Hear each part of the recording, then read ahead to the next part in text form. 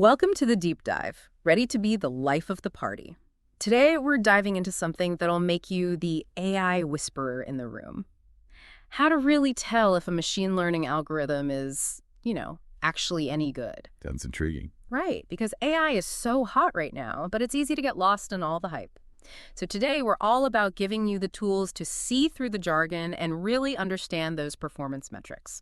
Think of it like this. Okay, I'm listening. We're going deep into a research paper by Gürol Canbek. The title, PToPI, a comprehensive review, analysis, and knowledge representation of binary classification performance measures metrics. Catchy. I know, right? But seriously, this paper is a gem. It's like a guidebook, leading us through the wilderness of machine learning metrics to uncover the ones that truly pack a punch. And lucky for us, we have an awesome expert here to help us decipher it all. Well, thanks for having me. I have to admit, even for someone like me, the world of machine learning metrics can be a bit overwhelming. So many ways to measure performance, and it's not always obvious which ones really matter. And that's exactly what makes this paper so cool. It starts with a real-world case study about classifying mobile malware. And get this, even within that one specific area, researchers use different terms for the same metrics. Oh, I've been there. It's like everyone's speaking a different language. Exactly. For instance, detection rate is sometimes used for accuracy, other times for true positive rate, sometimes even for positive predictive value. Talk about confusing.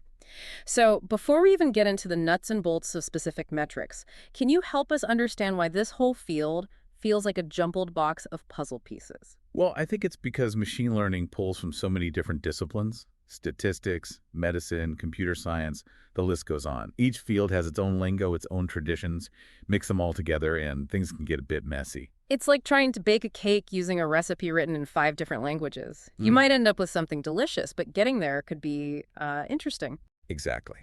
That lack of consistency makes it really hard to compare results across different studies. It's also tricky to know if someone's bragging about their AI's accuracy if we don't even agree on what accuracy means in that context. It's like we're arguing about apples and oranges when we can't even agree on what an apple is. So how does this paper help us navigate this metric maze? Well, it starts by making a really important distinction between two terms we often use interchangeably, measures and metrics. Ooh, this is something I was never quite clear on. Can you break it down for us? Like, why does it even matter? Think of it like the difference between, say, raw ingredients and a delicious finished dish. A measure is like a single ingredient, a number straight from your data. It gives you a data point, but by itself, it doesn't tell you a whole lot. Like flour in a recipe is essential, but not very satisfying on its own right. Okay, I'm getting that. So what's the finished dish in this scenario? The finished dish is the metric. It combines those raw measures in a way that actually means something, giving you a bigger picture of your model's performance. It's the cake, baked to perfection, using all those individual ingredients. I love that analogy. So to use an example from the paper, if you look at the prevalence of a disease, that's a measure, just a raw number. But a model's accuracy in diagnosing that disease, that's a metric because it brings together multiple measures to tell us how well the model is really doing. You got it. It's about going beyond isolated data points to see the bigger picture. And that's where PToPI comes in the most exciting part of this paper, in my opinion. And this is what blew my mind. PToPI stands for Periodic Table of Performance Instruments. You had me at periodic table. So we're talking a visual table, like the one with all the elements, but for machine learning metrics. Exactly. Imagine a table organizing 57 different performance instruments. Not just the common ones, but some more niche ones too. That sounds incredibly useful. But why a table? What makes this way of organizing metrics so special? It's all about the power of visuals. Just like the periodic table, P2PI uses colors, shapes, and positioning to show us the relationships between different metrics instantly. Ah, so instead of just seeing a jumble of terms, you instantly grasp how they connect. That's clever. What kind of relationships are we talking about here? Well, for starters, it clearly separates measures and metrics, those raw ingredients, versus the final dishes. Helps you see which metrics are built on which measures. But it gets even cooler. It shows you which metrics are basically saying the same thing, which might be redundant, and which ones are crucial depending on what you want your model to achieve. So it's like having this cheat sheet that tells you not only what the metrics are, but also how to actually use them strategically. This is already making me feel way more confident about navigating the world of AI, performance and stuff. And that's exactly the point. It's about giving you the tools to ask the right questions, like having X-ray vision right into those machine learning models. Instead of being blinded by all the jargon, we can cut through it all and see what's really going on with those performance numbers. It's powerful stuff. Absolutely. And the paper dives even deeper, introducing some really fascinating concepts to help us understand these relationships between different metrics even better. Okay, I'll admit, this is where it started to get a little bit complicated for me, like instrument geometry. That sounds like something straight out of Star Trek. Don't worry, it's not as complex as it sounds. Remember how we talked about measures and metrics? The raw ingredients and then the finished dish. Right, right. I'm with you. Well, instrument geometry is all about figuring out which ingredients go into which dishes and what that tells us about the overall flavor, let's say. Okay, so bear with me here. No problem. Just think of it this way. Some metrics are all about how well the model's predictions match up with reality. Those are like the core ingredients, the heart of the dish. Other metrics, though, focus on the predictions themselves, whether or not they're actually correct. These are like the spices, adding complexity and nuance to the whole thing. So instrument geometry is kind of a way to categorize those metrics. Like, is this metric giving me the big picture, or is it more of a zoomed-in detail kind of thing? You got it. And the paper uses these terms like column geometry, row geometry, and mixed geometry to classify the metrics. It might sound a bit much, but it's really just a way to visualize those relationships in the PToPI table, which makes it way easier to grasp. So it's all about making those connections clear and visually intuitive. Got it. That makes a lot of sense when you're dealing with so many different metrics, it's easy to get lost. Absolutely. And once you've wrapped your head around instrument geometry, the paper throws another curveball. The concept of duality. Okay, duality. I think that one's even more mysterious than instrument geometry. What's the deal with that one?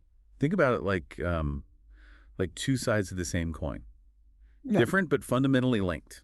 You know, in this case, duality helps us understand that some metrics, even if they have different names and formulas, might actually be measuring complementary parts of the same underlying idea. Okay, I'm going to need an example here. How does this duality thing actually play out when you're looking at the data? Sure thing. Let's look at true positive rate and positive predictive value. They're both trying to figure out how well your model's doing, but from totally different angles. True positive rate is all about how many of the actual positives your model correctly picks up. So that's like, how good is your model at finding the needle in the haystack? Exactly. Now, flip the script with positive predictive value. It's asking, of all the times your model shouts positive, Hmm. how often is it actually right? So that one's more about the model's precision, how much we can trust it when it makes a positive prediction. Bingo. That's duality in action. Two seemingly different metrics, but they're really two sides of the same coin, each giving us valuable but distinct insights into how our model's performing. Wow, that's actually pretty mind-blowing when you think about it. So the paper argues that understanding these dual relationships helps us avoid being tricked by metrics that seem impressive at first glance, but might actually be telling an incomplete story. Exactly. It's all about understanding the nuances, the limitations of each metric. And PToPI, with its clever organization, makes those connections so much easier to see. It's like it lays it all out for you. It's like PToPI is a secret decoder ring for understanding the language of machine learning. But wait, there's more, right? The paper also mentions complements. Right. This one's a bit more straightforward, though. Complements are basically two metrics that represent two sides of the same whole. Know one, and you automatically know the other. Simple as that. So it's like, if 80% of people love our podcast, fingers crossed, we know 20% don't, or maybe they just haven't listened yet. We'll get them there. Exactly. And in machine learning, understanding these complement relationships is super helpful because it helps us avoid redundant reporting. Why state both metrics when one's enough? It's all about keeping our data concise and easy to digest. So it's about cutting through the clutter and zeroing in on the metrics that really give us the information we need. I like it, but hold on, we're not quite done yet, are we? There's also this idea of class counterparts. Ah, yes.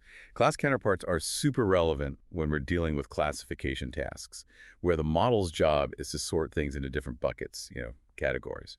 These metrics are all about comparing how well the model does on each category, so we get a more complete picture. So instead of just looking at the model's overall performance, we're breaking it down by categories, seeing where it shines and where it might need some work. Exactly. For example, let's say you're building a model to filter out spam. You wouldn't just want to know how accurately it identifies spam, right? You'd also want to know how good it is at correctly identifying legitimate emails. Those two would be your class counterparts. So it's like having a report card with separate grades for each subject. Gives you a much better sense of the model's strengths and weaknesses. And just like with the complements and duality concepts, understanding these class counterparts is super important because it helps us be more discerning about which metrics we decide to focus on and how we interpret them. It's all connected. Right. So we're basically building up this toolkit of concepts, these different ways of looking at and analyzing machine learning performance. But how does all of this tie back to PToPI? I'm curious. Well, that's the beauty of P2PI. It doesn't just list out all these metrics. It organizes them in a way that visually highlights all of these relationships. Instrument geometry, duality, complements, class counterparts. It's all woven into the very structure of the table. It's genius, really. So PToPI is like the Rosetta Stone of machine learning metrics, right? It unlocks this whole other level of understanding. It's not just what the metrics are, but how they all fit together, Yeah. how we can use that knowledge to make better decisions about our AI systems. This is huge. You got it.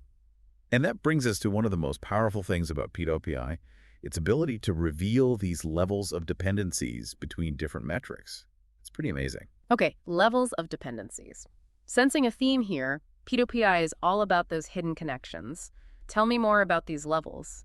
What's the deal there? Think of it like a hierarchy, right? A hierarchy of information. At the very bottom, you've got your raw measures, those basic building blocks we talked about before. But as you go up the levels, you start to encounter metrics that combine those basic measures in increasingly sophisticated ways. It's like building a house, starting with the foundation and building up from there. So it's like a pyramid with the basic measures at the bottom and then the more complex, insightful metrics at the top, like the top of the food chain. Exactly. And PTOPI, it actually visually represents this hierarchy, making it crystal clear which metrics are built on top of which others. It's all right there in front of you. So it's not just this flat list of metrics, it's a multi-layered map that shows us how they're all connected, how they build on each other. That's amazing. Right. And incredibly useful because understanding these dependencies can help us avoid that redundant reporting, make sure we're capturing all the important stuff, and ultimately make better decisions about our machine learning models. It's a win-win. It's like P2PI is giving us the keys to the kingdom of machine learning performance measurement, but instead of being overwhelmed, we're actually empowered to explore it with confidence. Mhm. This is awesome. This is great. I mean, that's what we're all about here, right? Giving you the tools to decode this whole AI performance thing and understand those metrics like a pro. Absolutely. It's about moving beyond just blindly trusting or, dismissing things and really understanding enough to make informed decisions about AI and its role, in the world around us. Right. So to recap our little deep dive here, we've journeyed through this whole world of machine learning metrics using this amazing paper as our guide, especially PToPI. It's brilliant. Totally agree. Game changer. Right. We started with that crucial difference between measures and metrics, remembering those raw ingredients, and the final culinary masterpiece. Love that analogy. It's so true. Right. And then we tackled those tricky concepts. Instrument geometry, duality, complements, class counterparts. Who comes up with these terms? But seriously, they're not just fancy jargon, are they? They're like really powerful ways of looking at how these metrics all relate to each other. For sure. And once you get it, it all just clicks into place. Totally. And we can't forget about the hierarchical nature of metrics, Yeah. how they build on each other like a pyramid of, well, insights. Exactly. So- Layers upon layers of information. Right. But as with any good deep dive, we don't want to just leave you guys, treading water in this sea of information. Got to give them something to do with all this knowledge, right? Exactly. So as we resurface from this deep dive, we always like to leave you with a little something to ponder, food for thought as you go about your day. So here it is. If this PToPI thing is such an amazing framework for understanding machine learning performance, how can we make it more, user-friendly for everyone? Right. Make it accessible, not just for the data scientists out there. Exactly. How do we bridge that gap between the technical mumbo-jumbo and everyday language so that anyone, even if they're not, AI experts, can understand what AI can and can't do? What do you think? Something to chew on. Until next time, deep divers, keep exploring, keep asking those tough questions, and keep diving deep.